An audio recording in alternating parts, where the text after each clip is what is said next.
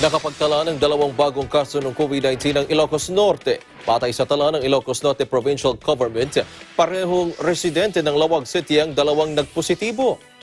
Dahil dito, umabot na sa 483 ang kabuang kaso ng COVID-19 sa lalawigan. Gayunman, nasa 443 na lang ang bilang ng recoveries habang 3 naman ang nasawi.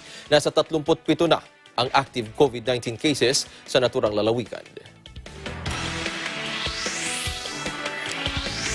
Bagong barangay isolation unit sa bayan ng New Bataan, Davao de Oro, pinasinayaan na. Mag-uulat si Alona Jean Peligro. Handa na upang magamit bilang barangay isolation unit ng Barangay Panag ang dati nitong market stall ng pasinayaan ito bago magtapos ang taon. Pormal lang ipinagkaloob sa lokal na pamahalaan ng Barangay Panag, bayan ng New Bataan, Davao de Oro ang mga quarantine facility na ito na dati ay mga hindi nagagamit na market stall ng lugar.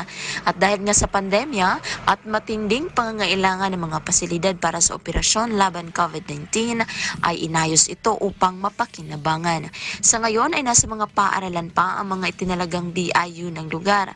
Kaya laking pasasalamat ng punong barangay na si Evangeline Magalien na sa wakas ay mayroon ng nakataang pasilidad para dito.